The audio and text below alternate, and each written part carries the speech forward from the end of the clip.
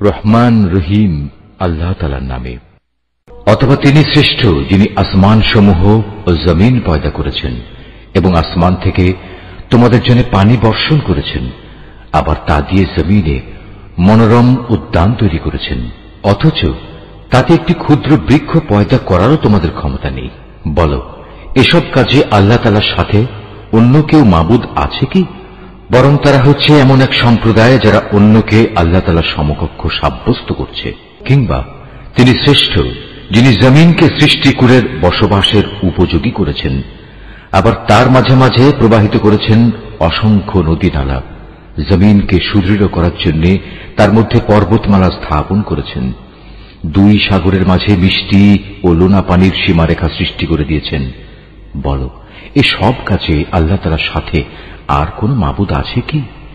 বরং তাদের অধিকাংশ লোক এ সত্যটুকুও জানে না। অথবা তিনিই শ্রেষ্ঠ যিনি কোনো বিপদগ্রস্ত ব্যক্তির ডাকে সাড়া দেন, যখন নিরুপায় হয়ে সে তাঁকেই ডাকতে থাকে, তখন তার বিপদ আপদ তিনি দূরীভূত করে দেন, এবং তিনি তোমাদের এ জমিনে তার প্রতিনিধি বানান। এসব কাজে আল্লাহ তাআলার সাথে আর কোন মাবুদ কি আছে? আসলে তোমরা কমই উপদেশ গ্রহণ করে থাকো। কিংবা তিনি শ্রেষ্ঠ যিনি তোমাদের জলের স্থলের গহীন অন্ধকারের পথ দেখান, যিনি তার অনুগ্রহ সম বৃষ্টি বর্ষণের আগে তার সুসংবাদ বহন করার জন্য বাতাস প্রেরণ করেন। এসব কাজে আল্লাহর সাথে অন্য কোন মাবুদ কি আছে? আল্লাহ তাআলা অনেক মহান। ওরা যা কিছু তার সাথে শরীক করে তিনি তার চাইতে অনেক ঊর্ধ্বে। অথবা তিনি শ্রেষ্ঠ যিনি গোটা সৃষ্টিকে প্রথমবার অস্তিত্বে আনায়ন করে মৃত্যুর পর তা আবার সৃষ্টি করবেন। কে তোমাদের আসমান ও জমিন থেকে রিজিক সরবরাহ করছেন? আছে কি কোন মাবুদ আল্লাহর সাথে এসব কাজে? তাদের তুমি বলো, হে নবী, যদি তোমরা তোমাদের দাবিতে সত্যবাদী হও তাহলে তার সপক্ষে কোন প্রমাণ উপস্থাপন করো। হে নবী, তুমি বলো, আল্লাহ তাআলা ছাড়া আসমান সমূহ ও জমিনে যা কিছু আছে এদের কেউই অদৃশ্য জগতের কিছু জানে না। তারা এও জানে না কবে তাদের আবার কবর থেকে ওঠানো হবে। মনে হচ্ছে আখিরাত সম্পর্কে এদের জ্ঞান নিঃশেষ হয়ে গেছে। না, আসলে তা নয়, বরং তারা এ ব্যাপারে সন্দেহে নিমজ্জিত হয়ে আছে। বরং তারা সে সম্পর্কে জেনে বুঝেই অন্ধ হয়ে আছে। যারা আল্লাহ তাআলাকে অস্বীকার করে তারা বলে, আমরা ও আমাদের বাপ দাদারা মৃত্যুর পর যখন মাটি হয়ে যাব তখনও কি আবার আমরা কবর থেকে উত্থিত হব? এমন ধরনের ওয়াদা তো আমাদের সাথে এবং এর আগে আমাদের বাপ দাদাদের সাথেও করা হয়েছিল। আসলে এগুলো ভিত্তিহীন কথা ছাড়ার কিছুই নয়, যা পূর্ববর্তীদের থেকে বর্ণিত হয়ে আসছে। হে নবী, তুমি বলো, তোমরা আল্লাহর জমিনে সফর করো এবং দেখো অপরাধীদের পরিণাম কি ভয়াবহ হয়েছে। তুমি ওদের কোনো কাজের উপর দুঃখ করো না। যা কিছু ষড়যন্ত্র এরা তোমার বিরুদ্ধে করুক না কেন তাতেও মনক্ষুণ্ণ হও না। তারা বলে, যদি তোমরা সত্যবাদী হও তাহলে বলো আযাবের ওয়াদা কখন আসবে। হে নবী, তুমি বলো, আযাবের যে বিষয়টি তোমরা ত্বরান্বিত করতে চাচ্ছ তার কিছু অংশ সম্ভবত তোমাদের পেছনে এসে দাঁড়িয়েই আছে। অবশ্যই তোমার মালিক মানুষদের প্রতি অত্যন্ত দয়াবান, কিন্তু অধিকাংশ মানুষই আল্লাহ তাআলার অনুগ্রহের শুকর আদায় করে না। যা কিছু তাদের মন গোপন করে রাখে আর যা কিছু তা বাইরে প্রকাশ করে তোমার মালিক তা ভালো করেই জানেন। আসমান ও জমিনে এমন কোন গোপন রহস্য নেই যা আমার সুস্পষ্ট গ্রন্থে লিপিবদ্ধ নেই। অবশ্যই এ কোরআন বনী ইসরায়েলদের উপর তাদের এমন অনেক কথা প্রকাশ করে দেয় যার ব্যাপারে তারা একে অপরের সাথে মতভেদ করে থাকে। নিঃসন্দেহে এ কোরআন হচ্ছে ঈমানদারদের জন্য আল্লাহ তাআলার পক্ষ থেকে হেদায়েত ও রহমত। হে নবী, তোমার মালিক নিজ প্রজ্ঞা অনুযায়ী এদের মাঝে মীমাংসা করে দেবেন। তিনি পরাক্রমশালী, তিনি সর্বজ্ঞ। অতএব হে নবী, সর্বাবস্থায় তুমি আল্লাহ তাআলার উপর নির্ভর করো। নিঃসন্দেহে তুমি সুস্পষ্ট সত্যের উপর প্রতিষ্ঠিত রয়েছ। তুমি মৃত লোকদের কখনো কিছু শোনাতে পারবে না, বধিরকেও তোমার আওয়াজ শোনাতে পারবে না, বিশেষ করে যখন তারা তোমাকে দেখে মুখ ফিরিয়ে নেয়। একইভাবে তুমি অন্ধদেরও তাদের গুমরাহি থেকে সঠিক পথের উপর আনতে পারবে না। তুমি তো শুধু তাদেরই তোমার কথা শোনাতে পারবে যারা আমার আয়াতসমূহের উপর ঈমান আনে এবং সে অনুযায়ী আল্লাহ তাআলার কাছে আত্মসমর্পণ করে। শুনে রাখো, যখন আমার প্রতিশ্রুত সময় তাদের উপর এসে পড়বে, তখন আমি মাটির ভেতর থেকে তাদের জন্য এক অদ্ভুত জীব বের করে আনব, যা অলৌকিকভাবে তাদের সাথে কথা বলবে, কেননা মানুষরা আমার আয়াতসমূহে বিশ্বাস করত না। রুকু 7। সেদিনের কথা ভাবো, যেদিন আমি প্রতিটি উম্মত থেকে এক একটি দলকে এনে জড়ো করব, যারা আমার আয়াতসমূহকে মিথ্যা প্রতিপন্ন করেছে। অতঃপর তাদের বিভিন্ন দলে উপদলে ভাগ করে দেয়া হবে। এমনি করে ওরা যখন আল্লাহ তাআলার সামনে হাজির হবে, তখন আল্লাহ তাআলা তাদের জিজ্ঞেস করবেন, তোমরা কি আমার আয়াতসমূহকে শুধু এ কারণেই অস্বীকার করেছিলে যে তোমাদের সীমিত জ্ঞান দিয়ে তোমরা সে আয়াতের মর্ম পর্যন্ত পৌঁছতেও পারোনি? বলো, তার সাথে তোমরা আর কি আচরণ করতে? যেহেতু এরা দুনিয়ার জীবনে নানা ধরনের জুলুম করেছে, তাই আজ এদের উপর আযাবের প্রতিশ্রুতি পুরো হয়ে যাবে। এরা আর কোন রকম উচ্চ বাচ্চাও করতে পারবে না। এরা কি দেখেনি আমি রাতকে এজন্যই তৈরি করেছি যেন তারা তাতে বিশ্রাম করতে পারে। অপরদিকে জীবিকার প্রয়োজনে দিনকে বানিয়েছি আলোক উজ্জ্বল। অবশ্যই এর দিবারাত্রির পার্থক্যের মাঝে তাদের জন্য অনেক নিদর্শন রয়েছে, যারা আল্লাহ তাআলার উপর ঈমান আনে। যেদিন সিঙায় ফু দেয়া হবে, যারা আসমান সমূহে আছে এবং যারা জমিনে আছে, তারা সবাই সেদিন ভীত সন্ত্রস্ত হয়ে পড়বে। তবে তাদের কথা আলাদা, যাদের আল্লাহ তাআলা এ থেকে বাঁচাতে চাইবেন। সবাই সেদিন তার সামনে অবনমিত অবস্থায় হাজির হবে। হে মানুষ, আজ তুমি পাহাড়কে দেখতে পাচ্ছ। তুমি মনে করে নিয়েছ তা অনড় হয়ে দাঁড়িয়ে আছে, কিন্তু কিয়ামতের দিন এ পাহাড়গুলোই মেঘের মতো উড়তে থাকবে। এটা আল্লাহ তাআলার সৃষ্টির শৈল্পিক নিপুণতা, যিনি প্রতিটি জিনিস মজবুত করে বানিয়ে রেখেছেন। তোমরা যা কিছু করছো, অবশ্যই আল্লাহ তাআলা সেসব ব্যাপারে সম্যক অবগত আছেন। সেদিন যে ব্যক্তি কোনো নেক কাজ নিয়ে আমার সামনে হাজির হবে, তাকে উৎকৃষ্ট প্রতিফল দেয়া হবে। এমন ধরনের লোকেরা সেদিনের ভীতিকর অবস্থা থেকেও নিরাপদ থাকবে। অপরদিকে যে ব্যক্তি কোন রকম মন্দ কাজ নিয়ে আসবে, তাদের সেদিন উল্টো করে আগুনে নিক্ষেপ করা হবে। জাহান্নামের প্রহরীরা তাদের বলবে, তোমরা যা কিছু করতে তার বিনিময় হিসেবে এছাড়া আর কি কিছুই তোমাদের দেয়া যাবে? হে নবী, তুমি বলো, আমাকে তো শুধু এইটুকু আদেশ দেয়া হয়েছে যেন আমি এ মক্কা নগরীর আসল মালিকের ইবাদত করি, যিনি একে সম্মানিত করেছেন। মূলত তিনি হচ্ছেন সব কিছুর একমাত্র মালিক। আমাকে এও হুকুম দেয়া হয়েছে যেন আমি তাঁরই আদেশের সামনে আত্মসমর্পণ করি। আমি যেন কোরআন তেলাওয়াত করি। অতঃপর যে ব্যক্তি হেদায়েতের পথ অনুসরণ করবে, সে তো তা করবে তার নিজের মুক্তির জন্যই। আর যে ব্যক্তি এর পরেও গোমরাহ থেকে যাবে, তাকে শুধু তুমি এটুকু বলো, আমি তো কেবল তোমার জন্য জাহান্নামের একজন সতর্ককারী মাত্র। তুমি আরো বলো, সমস্ত প্রশংসা একমাত্র আল্লাহ তাআলার জন্যই। অচিরেই তিনি তোমাদের এমন কিছু নিদর্শন দেখাবেন, যা দেখলে তোমরা তা সহজেই চিনে নেবে। তোমরা যা কিছু আচরণ করছো, আল্লাহ তাআলা সে সম্পর্কে মোটেই বেখবর নন। সূরা আল কাসাস। রহমান রহিম আল্লাহ তাআলার নামে। তাসিন মিম। এ হচ্ছে সুস্পষ্ট কিতাবের আয়াত।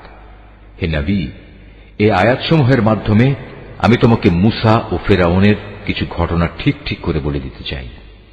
এটা তাদের জন্য যারা আল্লাহ তাআলার উপর ঈমান আনে। ঘটনাটা ছিল এই, ফেরাউন আল্লাহর জমিনে অনেক শক্তিশালী হয়ে উঠেছিল। সে তার দেশের অধিবাসীদের বিভিন্ন শ্রেণীতে বিভক্ত করে রেখেছিল। সে তার একটি দলকে হীনবল করে রেখেছিল। সে তাদের পুত্রদের হত্যা করত এবং নারীদের জীবিত রেখে দিত। অবশ্যই সে ছিল জমিনে বিপর্যয় সৃষ্টিকারী ব্যক্তিদের একজন। ফেরাউনের এসব নিপীড়নের মোকাবেলায় আমি সে জমিনে যাদের হীনবল করে রাখা হয়েছিল, তাদের উপর কিছুটা অনুগ্রহ করতে এবং ফেরাউনের সেবা দাস থেকে উঠিয়ে তাদের দেশের নেতা বানিয়ে দিতে চাইলাম। আমি তাদের এ জমিনের উত্তরাধিকারী বানিয়ে দিতে চাইলাম। আমি ইচ্ছে করলাম সে দেশে তাদের ক্ষমতার আসনে বসিয়ে দেব এবং তাদের মাধ্যমে ফেরাউন, হামান ও তার লয় লস্করদের সে ব্যাপারটা দেখিয়ে দেব, যে ব্যাপারে তারা আশঙ্কা করত। এমনি এক সময় মুসার জন্ম হল। যখন আমি মুসার মায়ের কাছে এ আদেশ পাঠালাম, তুমি তাকে বুকের দুধ খাওয়াও। যদি কখনো তার নিরাপত্তার ব্যাপারে তোমার ভয় হয়, তাহলে বাক্সে ভরে তাকে সমুদ্রে ফেলে দিও। কোন রকম ভয় করো না, দুশ্চিন্তাও করো না, কেননা আমি তাকে তোমার কাছেই ফিরিয়ে দেব। আমি তাকে রসুলদের মধ্যে সামিল করব। আল্লাহ তাআলার আদেশ অনুযায়ী মুসার মা তাকে সমুদ্রে ফেলে দিল। অতঃপর ফেরাউনের লোকজন তাকে সমুদ্র থেকে উঠিয়ে নিল, যেন সে একদিন আল্লাহ তাআলার সিদ্ধান্ত মোতাবেক তাদের জন্য দুশ্মনী ও দুশ্চিন্তার কারণ হয়ে পড়তে পারে। এতে কোনো সন্দেহ নেই যে ফেরাউন, হামান ও তাদের বাহিনী ছিল ভয়ানক অপরাধী। ফেরাউনের স্ত্রী এই শিশুটিকে দেখে তার স্বামীকে বলল, এই শিশুটি আমার এবং তোমার জন্য চক্ষু শীতলকারী হবে, একে হত্যা করো না। হয়তো একদিনে আমাদের কোনো উপকারও করতে পারে, অথবা আমরা তাকে সন্তান হিসেবেও তো গ্রহণ করতে পারি। কিন্তু তারা তখন আল্লাহ তাআলার পরিকল্পনা সম্পর্কে কিছুই বুঝতে পারেনি। ওদিকে মুসার মায়ের মন অস্থির হয়ে পড়ছিল। আমার প্রতি আস্থাশীল থাকার জন্য যদি আমি তার মনকে দৃঢ় না করে দিতাম, তাহলে সে তো দুশ্মনের কাছে তার খবর প্রকাশ করেই দিচ্ছিল। সে মুসার বোনকে বলল, তুমি সাগরের পাড় ধরে এর পেছন পেছন যাও। কথানুযায়ী সে তাকে দূর থেকে এমনভাবে পর্যবেক্ষণ করতে থাকল যে ফেরাউনের লোকেরা টেরও করতে পারল না। ওদিকে আগে থেকেই আমি তার উপর ধাত্রীদের স্তনের দুধ খাওয়ানো বন্ধ করে রেখেছিলাম।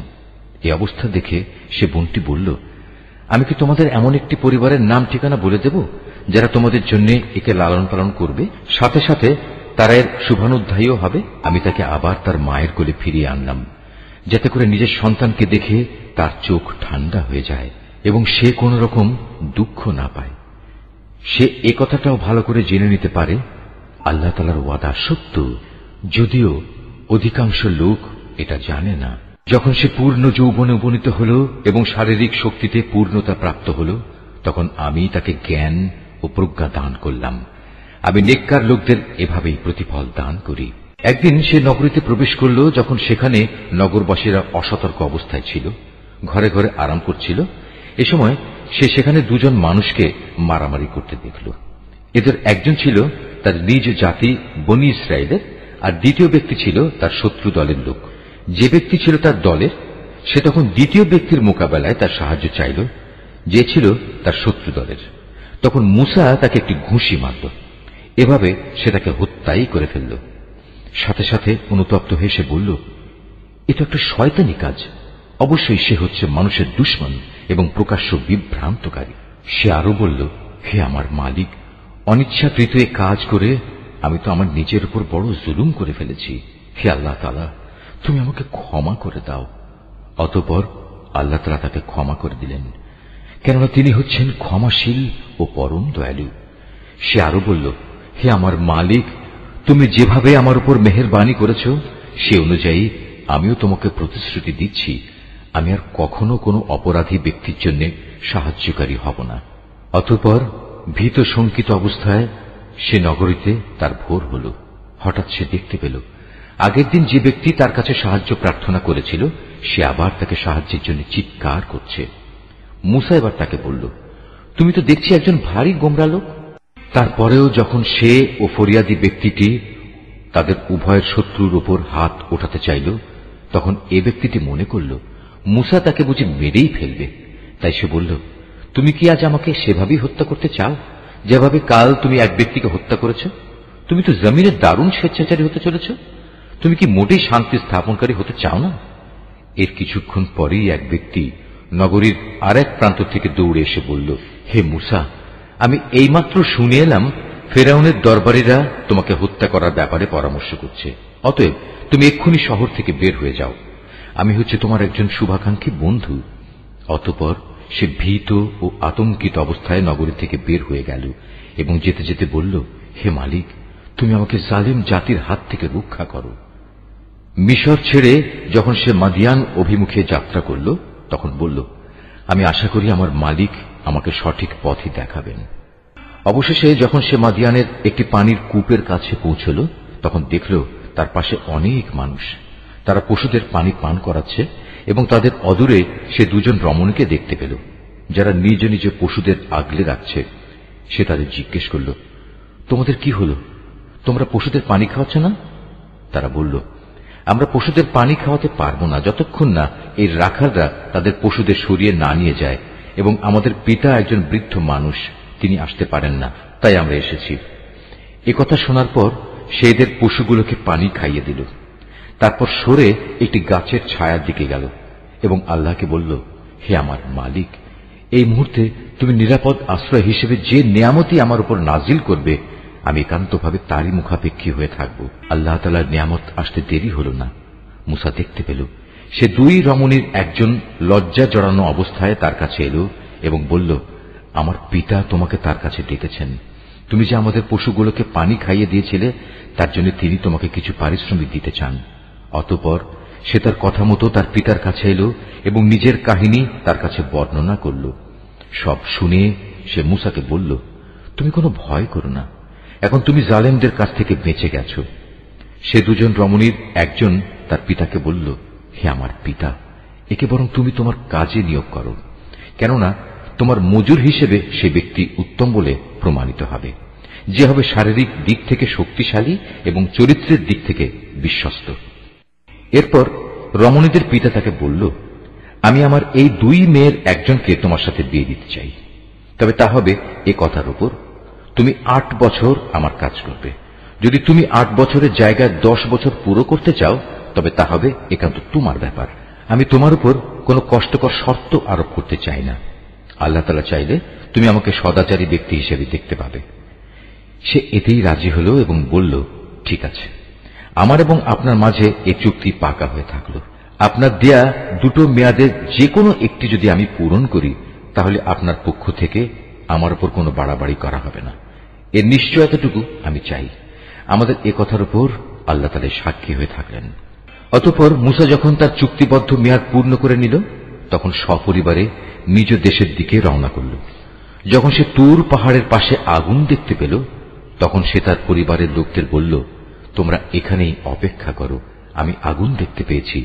সম্ভবত আমি সেখান থেকে রাস্তাঘাট সম্পর্কিত কোনো খোঁজ খবর নিয়ে আসতে পারব, আর তা না হলে কমপক্ষে জ্বলন্ত আগুনের একটা টুকরো তো নিয়ে আসতেই পারব, যাতে তোমরা আগুন পোহাতে পারবে। যখন সে আগুনের কাছে পৌঁছল তখন উপত্যকার ডান পাশের পবিত্র ভূমিস্থিত একটি গাছ থেকে গায়েবী আওয়াজ এলো, হে মুসা, আমি আল্লাহ সৃষ্টিকুলের একমাত্র মালিক। তাকে আরো বলা হল, তুমি তোমার হাতের লাঠিটি জমিনে নিক্ষেপ করো। যখন সে তাকে দেখল তা জীবন্ত সাপের মতোই ছোটাছুটি করছে তখন সে উল্টো দিকে ছুটতে লাগলো, পেছনের দিকে তাকিয়েও দেখল না। তার প্রতি তখন আদেশ করা হল, হে মুসা, তুমি এগিয়ে এসো, ভয় পেও না, তুমি হচ্ছ নিরাপদ মানুষদেরই একজন। তুমি তোমার হাত তোমার বুক পকেটের ভেতর রাখো, দেখবে কোন রকম অসুস্থতা ছাড়াই তা উজ্জ্বল হয়ে বেরিয়ে আসবে। মন থেকে ভয় দূরীভূত করার জন্য তোমার হাতের বাজু তোমার বুকের সাথে মিলিয়ে রাখো। এ হচ্ছে ফেরাউন ও তার দলীয় প্রধানদের কাছে তোমার মালিকের পক্ষ থেকে নবুয়তের দুটো প্রমাণ।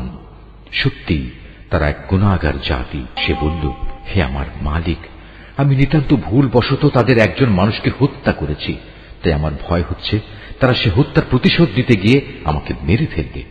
যেহেতু কথা বলার ব্যাপারে আমার জিহ্বার জড়তা আছে, তাই আমার ভাই হারুন সে আমার চাইতে ভালো করে কথা বলতে পারে, অতএব তুমি তাকে সাহায্যকারী হিসেবে আমার সাথে পাঠিয়ে দাও, যাতে করে সে আমাকে সমর্থন করতে পারে। আমার ভয় হচ্ছে আমি একা গেলে তারা আমাকে মিথ্যা প্রতিপন্ন করবে। আল্লাহ তাআলা বললেন, তুমি চিন্তা করো না, আমি তোমার ভাইকে দিয়ে তোমার হাত শক্তিশালী করব এবং আমার আয়াতসমূহ দিয়ে আমি তোমাদের উভয়কে শক্তি যোগাবো, ফলে তারা আর কখনো তোমাদের কাছে পৌঁছতে পারবে না। পরিশেষে তোমরা এবং তোমাদের অনুসারীরাই তাদের উপর বিজয়ী হবে। অতঃপর যখন মুসা আমার সুস্পষ্ট আয়াতসমূহ নিয়ে ওদের কাছে হাজির হল তখন তারা বলল, এ তো কতিপয় অলিক ইন্দ্রজাল ছাড়া আর কিছুই নয়। আমরা আমাদের বাপ দাতাদের জামানায় তো এমন কিছু ঘটতে শুনিনি।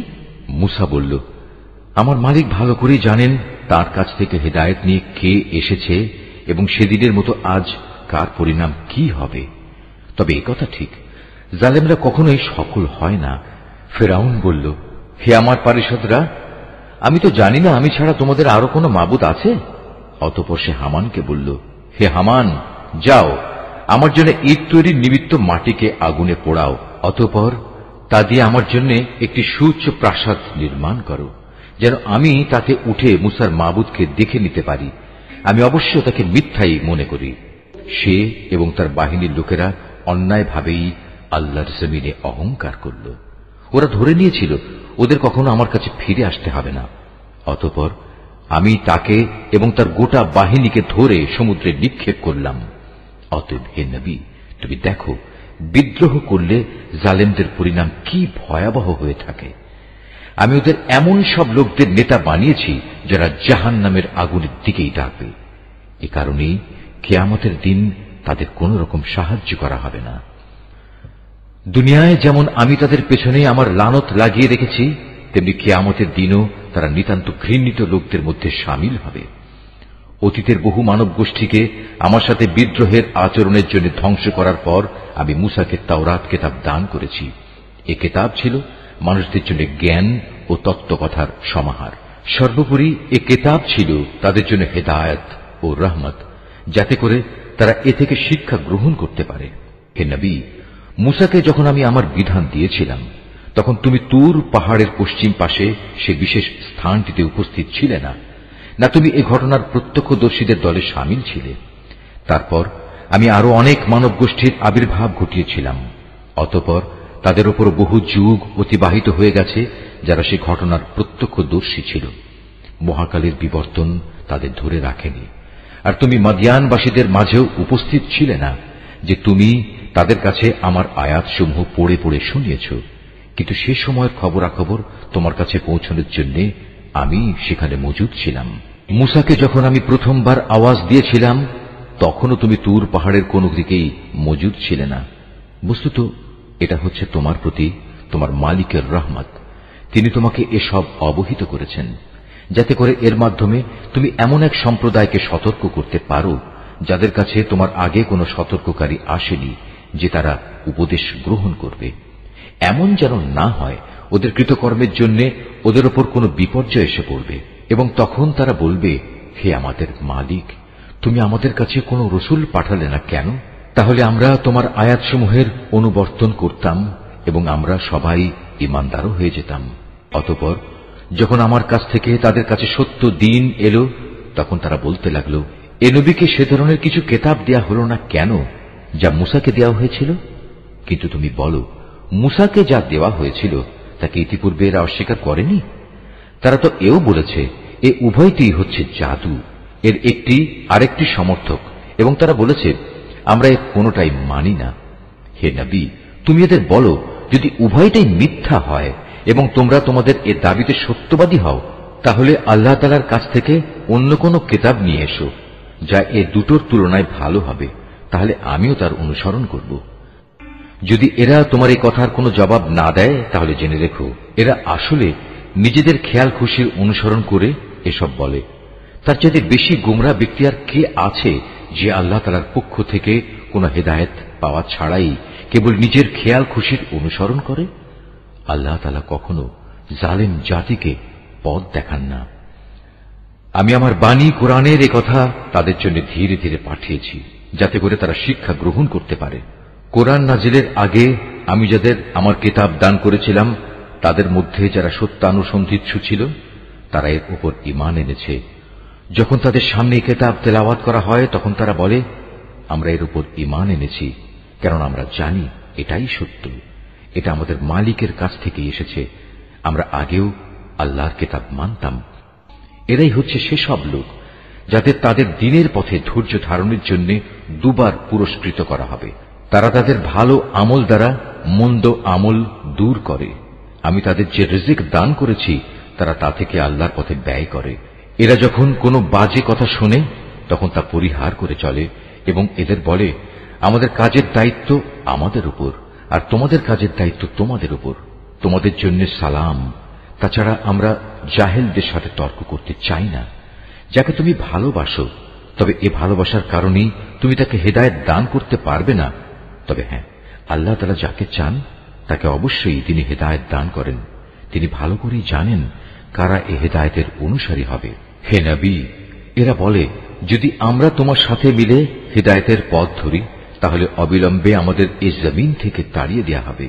তুমি তাদের জিজ্ঞেস করো, আমি কি তাদের বসবাসের জন্য শান্তি ও নিরাপত্তার শহরে জায়গা করে দেইনি, যেখানে তাদের রিজিকের জন্য আমার কাছ থেকে সব ধরনের ফলমূল আসে? কিন্তু তাদের অধিকাংশ মানুষই শুকর আদায় করতে জানে না।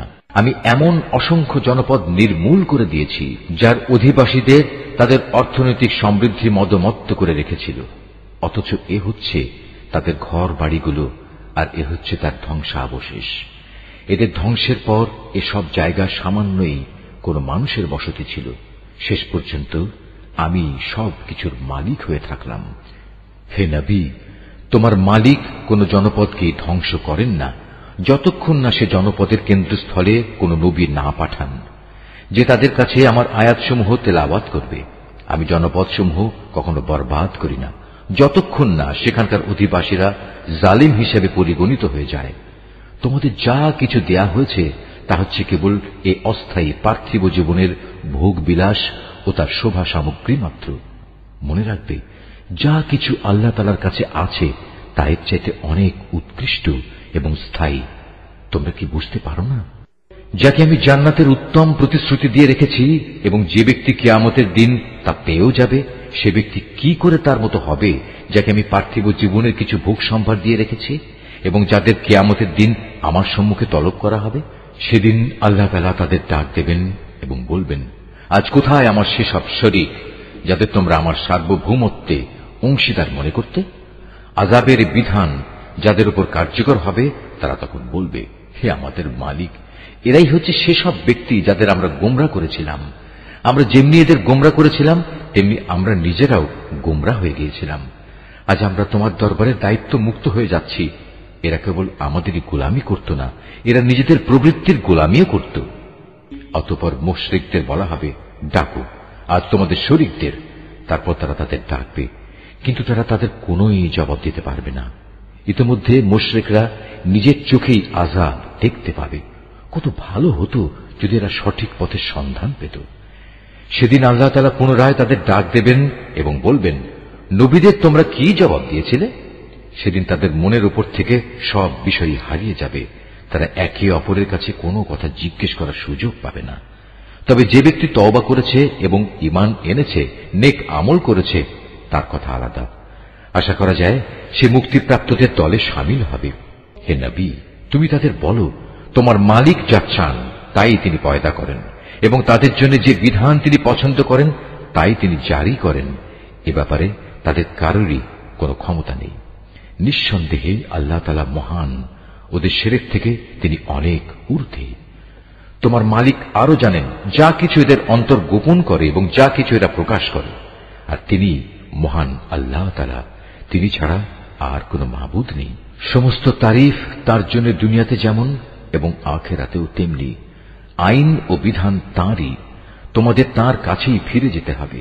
হে নবী, এদের জিজ্ঞেস করো, তোমরা কি কখনো ভেবে দেখেছ, যদি আল্লাহ তাআলা রাতকে তোমাদের উপর কিয়ামতের দিন পর্যন্ত স্থায়ী করে দেন, তাহলে আল্লাহ তাআলা ছাড়া এমন কোন মাবুদ আছে যে তোমাদের একটুখানি আলো এনে দিতে পারবে? তারপরেও তোমরা কর্ণপাত করবে না? তুমি আরো বলো, তোমরা কখনো একথা কি ভেবে দেখেছ, আল্লাহ তাআলা যদি দিনকেও রোজ কিয়ামত পর্যন্ত স্থায়ী করে তোমাদের উপর বসিয়ে দেন, তাহলে বলো, আল্লাহ তাআলা ছাড়া আর কোন মাবুদ আছে যে তোমাদের জন্য রাত এনে দিতে পারবে, যেখানে তোমরা এতটুকু বিশ্রাম নেবে? তোমরা কি আল্লাহ তাআলার এই নিয়ামত দেখতে পাও না? এটা তো তাঁরই রহমত যে তিনি তোমাদের জন্য রাত ও দিন বানিয়েছেন, যাতে করে তোমরা রাতে আরাম করতে পারো এবং দিনের বেলায় তার জীবিকার অনুগ্রহ সন্ধান করতে পারো, যেন তোমরা তার শুকর আদায় করতে পারো। সেদিন আবার আল্লাহ তাআলা তাদের ডাক দেবেন এবং বলবেন, কোথায় আজ আমার সেসব শরীক যাদের তোমরা আমার সার্বভৌমত্বে অংশীদার মনে করতে? সেদিন আমি প্রত্যেক জাতির মাঝ থেকে এক একজন সাক্ষী বের করে আনব। অতঃপর তাদের বলবো, তোমরা সবাই তোমাদের পক্ষে দলিল প্রমাণ হাজির করো। সেদিন ওরা সবাই বুঝতে পারবে যাবতীয় সত্য একমাত্র আল্লাহ তাআলার জন্যই নির্ধারিত। তারা আল্লাহ তাআলা সম্পর্কে যেসব কথা উদ্ভাবন করত তা নিমিষেই তাদের কাছ থেকে হারিয়ে যাবে। নিঃসন্দেহে কারুন ছিল মুসার জাতির লোক, কিন্তু তা সত্ত্বেও সে তার উপর ভারী জুলুম করেছিল। অথচ আমি তাকে এত বিশাল পরিমাণ ধনভাণ্ডার দান করেছিলাম যে তার ভাণ্ডারের চাবিগুলো বহন করা একদল শক্তিশালী লোকের পক্ষেও ছিল একটা কষ্টসাধ্য ব্যাপার। একবার তার জাতির লোকেরা তাকে বলল, ধন সম্পদ নিয়ে দম্ভ করো না, কেননা আল্লাহ তাআলা দাম্ভিকদের পছন্দ করেন না, এবং এই যে সম্পদ যা আল্লাহ তাআলা তোমাকে দিয়েছেন তা দিয়ে পরকালের কল্যাণ তালাশ করো, এবং দুনিয়া থেকে সম্পদের যে আসল অংশ পরকালে নিয়ে যেতে হবে তা ভুলে যেও না। এবং আল্লাহ তাআলা যেভাবে ধন সম্পদ দিয়ে তোমার উপর মেহেরবানি করেছেন, তুমিও তেমনি তার পথে তা ব্যয় করে তার বান্দাদের উপর দয়া করো। সম্পদের বাহাদুরি দিয়ে জমিনে বিপর্যয় সৃষ্টি করতে উৎসাহী হয়েও না। নিঃসন্দেহে আল্লাহ তাআলা ফাসাদি লোকদের ভালোবাসেন না। কারণ একথা শুনে বলল, এই বিশাল ধন সম্পদ আমার জ্ঞান ও যোগ্যতা বলেই আমার কাছে এসেছে। কিন্তু এ মূর্খ লোকটা কি জানত না আল্লাহ তাআলা তার আগে বহু মানব গোষ্ঠীকে ধ্বংস করে দিয়েছেন, যারা শক্তি সামর্থ্যে তার চেয়ে ছিল অনেক প্রবল এবং তাদের জমা মূলধনও তার তুলনায় ছিল অনেক বেশি। অপরাধীদের তাদের অপরাধজনিত অজুহাত সম্পর্কে জিজ্ঞাসাবাদ করা হবে না। অতঃপর একদিন সে তার লোকদের সামনে নিজের শান শওকতের প্রদর্শনী করার জন্য জাঁক জমকের সাথে বের হল। মানুষদের মাঝে যারা পার্থিব জীবনের ভোগ বিলাস কামনা করত, তখন তারা বলল, আহা, কত ভালো হতো কারণকে যা দেয়া হয়েছে তা যদি আমাদেরও থাকত। আসলেই সে মহাভাগ্যবান ব্যক্তি। অপরদিকে যাদের আল্লাহ তাআলার রহস্য জ্ঞান দেয়া হয়েছে, তারা বলল, ঠিক তোমাদের সম্পদের উপর। বস্তুত যারা আল্লাহ তাআলার উপর ঈমান আনে এবং নেক কাজ করে, তাদের জন্য তো আল্লাহ তাআলার দেয়া পুরস্কারই শ্রেষ্ঠ, আর তা শুধু ধৈর্যশীলরাই পেতে পারে। পরিশেষে আমি তাকে এবং তার ঐশ্বর্যে ভরা প্রাসাদকে জমিনে গেঁড়ে দিলাম। তখন যারা তার সম্পদের জন্য একটু আগেই আক্ষেপ করছিল, তাদের এমন কোন দলই সেখানে মজুদ ছিল না যারা আল্লাহ তাআলার গজবের মোকাবেলায় তাকে একটু সাহায্য করতে পারল, না সে নিজে নিজেকে গজব থেকে রক্ষা করতে পারল।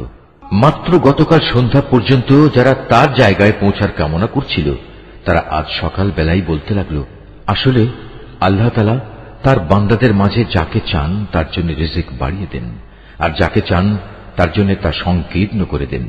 যদি আল্লাহ তাআলা আমাদের উপর তাঁর অনুগ্রহ না করতেন, আমাদেরও তিনি কারণের মতোই আজ জমিনের ভেতর পুঁতে দিতেন। আসলে কাফেররা কখনোই সফল কাম হয় না। এটা হচ্ছে আখিরাতের চির শান্তির ঘর। আমি এটা তাদের জন্য নির্ধারিত করে রেখেছি যারা দুনিয়ায় কোন রকম প্রাধান্য বিস্তার করতে চায় না, না তারা জমিনে কোন রকম বিপর্যয় সৃষ্টি করতে চায়। শুভ পরিণাম তো পরহেজগার মানুষদের জন্যই রয়েছে। যে ব্যক্তি কিয়ামতের দিন কোন নেকি নিয়ে হাজির হবে, তাকে তার পাওনার চাইতে বেশি পুরস্কার দেয়া হবে। আর যে ব্যক্তি কোনো মন্দ কাজ নিয়ে আসবে, সে যেন জেনে রাখে যারাই মন্দ কাজ করেছে তাদের কেবল সেটুকু পরিমাণ শাস্তি দেয়া হবে, যে পরিমাণ মন্দ তারা নিয়ে এখানে হাজির হবে। হে নবী, যে আল্লাহ তাআলা এই কোরআন তোমার উপর অবশ্য পালনীয় করেছেন, তিনি অবশ্যই তোমাকে তোমার কাঙ্ক্ষিত পুণ্যভূমিতে ফিরিয়ে নিয়ে যাবেন। তুমি তাদের বলো, আমার মালিক এটা ভালো করেই জানেন কে তার কাছ থেকে হেদায়েত নিয়ে এসেছে আর কে সুস্পষ্ট গুমরাহিতে নিমজ্জিত রয়েছে। হে নবী, তুমি তো কখনো এ আশা করনি তোমার উপর কোন কিতাব নাজিল হবে।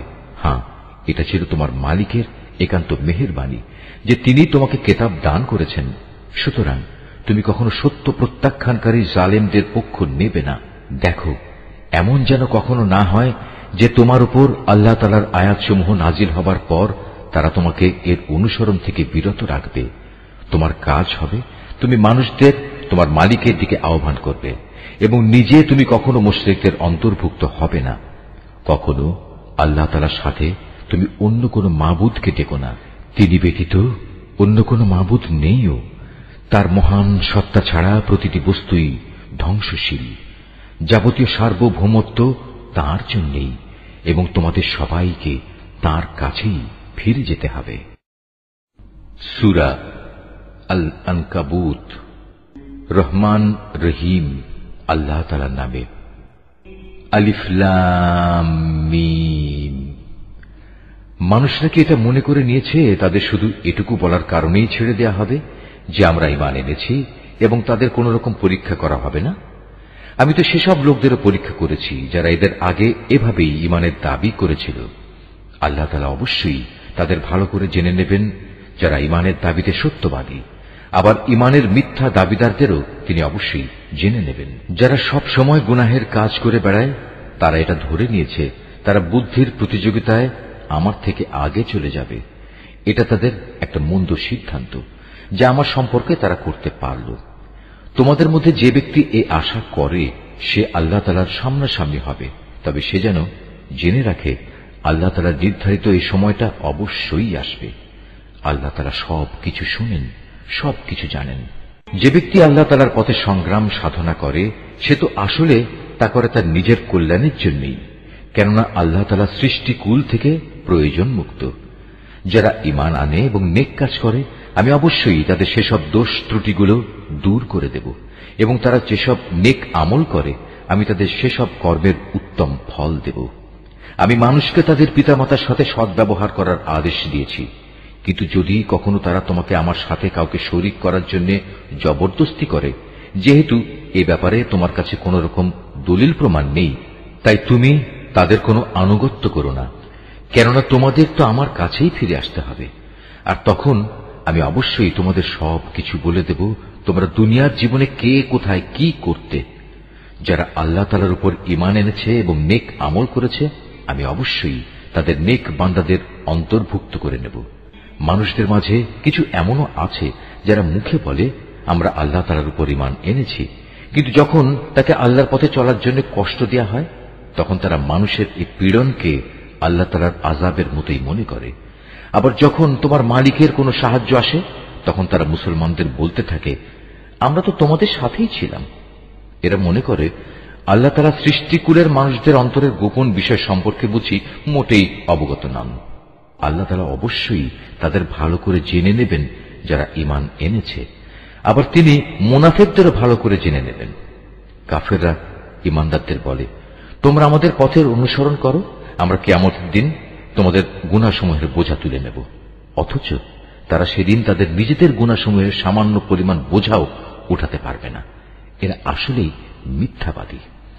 কিয়ামতের দিন এরা অবশ্যই তাদের নিজেদের গুনাহের বোঝা উঠাবে, তারপর তাদের এ বোঝার সাথে থাকবে তোমাদের বোঝাও। দুনিয়ার জীবনে যত মিথ্যা কথা তারা উদ্ভাবন করেছে তাদের অবশ্যই সে ব্যাপারে সেদিন প্রশ্ন করা হবে। আমি নূহকে তার জাতির কাছে পাঠিয়েছিলাম, সে ওদের মাঝে অবস্থান করল 50 কম 1000 বছর। তারা যখন তার কথা শুনল না তখন মহাপ্লাবন এসে তাদের পাকড়াও করল। মূলত তারা ছিল বড়ই জালেম। এ মহাপ্লাবন থেকে আমি তাকে এবং তার সাথে নৌকার আরোহীদের রক্ষা করেছি, আর আমি এই ঘটনাকে সৃষ্টিকুলের মানুষদের জন্য একটি নিদর্শন বানিয়ে রেখেছি। আর যখন ইব্রাহিম তার জাতিকে বলল তোমরা এক আল্লাহ তাআলার ইবাদত করো এবং তাঁকেই ভয় করো, এটাই তোমাদের জন্য ভালো যদি তোমরা বুঝতে পারো। তোমরা তো আল্লাহ তাআলাকে বাদ দিয়ে কেবল মূর্তিসমূহের পূজা করো এবং স্বয়ং আল্লাহ তাআলা সম্পর্কে মিথ্যা কথা উদ্ভাবন করো। আল্লাহ তাআলাকে বাদ দিয়ে যেসব মূর্তির তোমরা পূজা করো তারা তোমাদের কোন রকম রিজিকের মালিক নয়। অতএব তোমরা একমাত্র আল্লাহ তাআলার কাছেই রিজিক চাও, শুধু তাঁরই ইবাদত করো এবং তার নিয়ামতের শুকর আদায় করো, কেননা তোমাদের তাঁর কাছেই ফিরে যেতে হবে। আর যদি তোমরা আমার নবীকে মিথ্যা প্রতিপন্ন করো তাহলে জেনে রেখো তোমাদের আগের জাতির লোকেরাও তাদের জমানার নবীদের মিথ্যা প্রতিপন্ন করেছে। মূলত সুস্পষ্ট রূপে মানুষদের কাছে আল্লাহর কথা পৌঁছে দেয়াই হচ্ছে রসুলের কাজ। এই লোকেরা কি লক্ষ্য করে না কিভাবে আল্লাহ তাআলা প্রথমবার তার সৃষ্টিকে অস্তিত্ব দান করলেন, কিভাবে তাকে আবার জীবিত করবেন? অবশ্য এর দ্বিতীয়বার সৃষ্টি করার কাজটা আল্লাহ তাআলার কাছে নিতান্ত সহজ। হে নবী, তুমি বলো তোমরা আল্লাহর জমিনে পরিভ্রমণ করো এবং এর সর্বত্র দেখো কিভাবে আল্লাহ তাআলা তার সৃষ্টিকে প্রথমবার অস্তিত্বে আনেন এবং একবার ধ্বংস হয়ে গেলে কিভাবে আবার তিনি তা পুনর্বার পয়দা করেন। নিঃসন্দেহে আল্লাহ তাআলা সব কিছুর উপর প্রবল ক্ষমতাবান। তিনি যাকে চান তাকে শাস্তি দেন, আবার যাকে চান তাকে ক্ষমা করে তার উপর অনুগ্রহ করেন। সর্বাবস্থায় তোমাদের তার দিকেই ফিরে যেতে হবে। তোমরা জমিনের অতলে যেমন আল্লাহ তাআলাকে তার পরিকল্পনায় অক্ষম করে দিতে পারবে না, তেমনি পারবে না আসমানের কোন চূড়ায়ও। বস্তুত আল্লাহ তাআলা ছাড়া তোমাদের কোনো অভিভাবক নেই, নেই কোনো সাহায্যকারীও। যারা আল্লাহ তাআলার আয়াতসমূহ ও তার সামনাসামনি হওয়া অস্বীকার করে, মূলত সেসব লোক আমার অনুগ্রহ থেকে নিরাশ হয়ে গেছে। আর এরাই হচ্ছে সেসব মানুষ যাদের জন্য রয়েছে মর্মন্তুদ শাস্তি। অতঃপর তাদের ইব্রাহিমের জাতির কাছে এছাড়া আর কোনো জবাব থাকল না, যে তারা বলতে লাগলো একে মেরেই ফেলো কিংবা তাকে আগুনে পুড়িয়ে দাও। অতঃপর তারা যখন তাকে আগুনে নিক্ষেপ করল তখন আল্লাহ তাআলা তাকে জ্বলন্ত আগুন থেকে উদ্ধার করলেন। অবশ্যই মুমিন জাতির জন্য এ ঘটনার মাঝে আল্লাহ তাআলার কুদরতের অনেক নিদর্শন মজুদ রয়েছে। ইব্রাহিম বলল, হে আমার জাতির লোকেরা, তোমরা তোমাদের পার্থিব জীবনে একে অপরের প্রতি ভালোবাসা বৃদ্ধির খাতিরে আল্লাহ তাআলাকে বাদ দিয়ে নিজেদের হাতে গড়া মূর্তিগুলোকে নিজেদের মাবুদ ধরে নিয়েছ। অথচ কিয়ামতের দিন তোমাদের এই ভালোবাসার একজন ব্যক্তি আরেকজনকে চিনতেও অস্বীকার করবে। তারা তখন একজন আরেকজনকে অভিশাপ দিতে থাকবে। পরিশেষে তোমাদের সবার চূড়ান্ত ঠিকানা হবে জাহান্নাম, আর সেদিন কেউই তোমাদের কোন রকম সাহায্য করবে না। অতঃপর লূত তার উপর ঈমান আনল।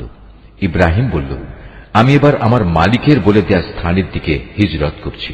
অবশ্যই তিনি মহাপরাক্রমশালী ও বিজ্ঞ কুশলী। অতঃপর আমি তাকে ছেলে হিসেবে ইসহাক ও নাতি হিসেবে ইয়াকুব দান করলাম। তার বংশধারায় আমি নবুয়ত ও কিতাব নাজিলের ধারা অব্যাহত রাখলাম। নবুয়ত দ্বারা আমি দুনিয়াতেও তাকে পুরস্কৃত করলাম, আর আখিরাতে সে অবশ্যই আমার নেক বান্দাদের দলে শামিল হবে। আর আমি লূতকে তার লোকদের কাছে পাঠিয়েছিলাম, যখন সে তার জাতিকে বলল, তোমরা এমন এক অশ্লীল কাজ নিয়ে এসেছ যা ইতিপূর্বে সৃষ্টিকুলের কোন মানুষই করেনি। তোমাদের এ কি হল? তোমরা কি তোমাদের কামনা বাসনার জন্য মহিলাদের বাদ দিয়ে পুরুষদের কাছে হাজির হচ্ছ? এবং এ উদ্দেশ্যে আল্লাহ তাআলার নির্ধারিত পথ তোমরা প্রকারান্তরে কেটে দিচ্ছ, এবং তোমরা তোমাদের ভরা মজলিসে এ অশ্লীল কাজে লিপ্ত হচ্ছ। তাদের লূতের জাতির মানুষের কাছেও এছাড়া আর কিছুই বলার ছিল না যে তারা বলল, হ্যাঁ যাও নিয়ে এসো আমাদের উপর আল্লাহর আযাব, যদি তুমি তোমার আযাবের ওয়াদায় সত্যবাদী হও। এ কথা শুনে সে আল্লাহর দরবারে ফরিয়াদ করে বলল, হে আমার মালিক, এই ফাসাদি জাতির মোকাবেলায় তুমি আমায় সাহায্য করো। অতঃপর যখন আমার পাঠানো ফেরেশতারা একটা সুখবর নিয়ে ইব্রাহিমের কাছে এলো, তখন তারা বলল, আমরা লূতের এ জনপদের অধিবাসীদের ধ্বংস করব, কেননা তার অধিবাসীরা বড় জালেম। এ কথা শুনে সে বলল, তা কি করে সম্ভব? সেখানে তো নবী লূতও রয়েছে।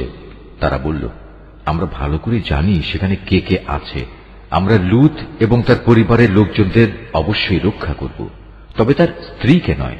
সে আযাবে পড়ে থাকা লোকদের দলে শামিল হবে। তারপর যখন সত্যি আমার পাঠানো ফেরেশতারা লূতের কাছে এলো, তখন তাদের এই আশাটায় লূত খুবই বিষণ্ণ মনা হল। এদের সম্মান রক্ষা করতে পারবে না কারণে তার মন ভেঙে গেল। ওরা এটা দেখে বলল, হে লূত, তুমি ভয় পেও না, তুমি দুশ্চিন্তাগ্রস্তও হয়েও না। আমরা তুমি এবং তোমার পরিবার পরিজনদের রক্ষা করব, তবে তোমার স্ত্রীকে নয়। সে তো আযাবে পড়ে থাকা ব্যক্তিদেরই একজন। আমরা অচিরে এ জনপদের বাকি অধিবাসীদের উপর আসমান থেকে এক ভীতিকর আযাব নাজিল করব, কেননা এরা ছিল ভীষণ গুনাহগার জাতি। একদিন সত্যি সত্যি আমি জনপদকে উল্টে দিয়েছি, এবং তখন থেকে আমি এটিকে জ্ঞানবান সম্প্রদায়ের জন্য একটি সুস্পষ্ট নিদর্শন করে রেখে দিয়েছি। আমি মাদিয়ানের কাছে তাদের ভাই শোয়াবকে পাঠিয়েছি। তখন সে তাদের বলল, হে আমার জাতি, তোমরা এক আল্লাহ তাআলার ইবাদত করো এবং পরকাল দিবসের পুরস্কারের আশা করো। আল্লাহর জমিনে তোমরা বিপর্যয় সৃষ্টি করো না। কিন্তু তারা তাকে মিথ্যা সাব্যস্ত করল। অতঃপর প্রচন্ড ভূমিকম্প তাদের পাকড়াও করল, ফলে তারা নিজ নিজ ঘরেই উপুড় হয়ে পড়ে থাকল। আদ এবং সামুদকেও আমি ধ্বংস করেছিলাম। তাদের ধ্বংসপ্রাপ্ত বসতি থেকেই তো তোমাদের কাছে আযাবের সত্যতা প্রমাণিত হয়ে গেছে। শয়তান তাদের কাজ তাদের সামনে শোভন করে রেখেছিল, এবং এ কৌশলে সে তাদের সঠিক রাস্তা থেকে ফিরিয়ে রেখেছিল। অথচ তারা তাদের অন্য সব ব্যাপারে ছিল দারুণ বিচক্ষণ। কারুন, ফেরাউন এবং হামানকেও আমি ধ্বংস করেছি। মূসা তাদের কাছে আমার সুস্পষ্ট আয়াত নিয়ে এসেছিল, কিন্তু তারা তাকে মানার বদলে জমিনে বড় বেশি অহংকার করেছিল। অথচ তারা কোনো অবস্থায় আমার আযাব থেকে পালিয়ে আগে চলে যেতে পারল না। অতঃপর এদের সবাইকেই আমি তাদের নিজ নিজ গুনাহের কারণে পাকড়াও করেছি। এদের কারো উপর প্রচন্ড ঝড় পাঠিয়েছি, কাউকে মহাগর্জন এসে আঘাত এনেছে, কাউকে আমি জমিনের নিচে গেঁড়ে দিয়েছি, আবার কাউকে আমি পানিতে ডুবিয়ে দিয়েছি। মূলত আল্লাহ তাআলা এমন ছিলেন না যে তিনি এদের উপর কোন জুলুম করেছেন। জুলুম তো বরং তারা নিজেরাই নিজেদের উপর করেছে। যেসব লোক আল্লাহ তাআলার বদলে অন্যকে নিজেদের অভিভাবক হিসেবে গ্রহণ করে, তাদের দৃষ্টান্ত হচ্ছে মাকড়সার মতো। তারা নিজেরাও এক ধরনের ঘর বানায়, আর দুনিয়ার দুর্বলতম ঘর হচ্ছে এই মাকড়সার ঘর। কত ভালো হতো যদি তারা এই সত্যটুকু বুঝতে পারত। এরা আল্লাহ তাআলার পরিবর্তে যে সবকিছুকে ডাকে, আল্লাহ তাআলা তাদের সম্পর্কে সম্যক অবগত রয়েছেন। তিনি মহাপরাক্রমশালী, প্রবল, প্রজ্ঞাময়। এ হচ্ছে সেই উদাহরণ যা আমি মানুষদের জন্যই পেশ করেছি। কেবল জ্ঞানী ব্যক্তিরাই তা বুঝতে পারে। আল্লাহ তাআলা আসমান সমূহ ও জমিন যথাযথভাবে সৃষ্টি করেছেন। বস্তুত এতে ঈমানদারদের জন্য আল্লাহ তাআলার অস্তিত্বের পক্ষে বড় প্রমাণ রয়েছে। নিশ্চয়ই আল্লাহ যা বলেছেন সত্য বলেছেন।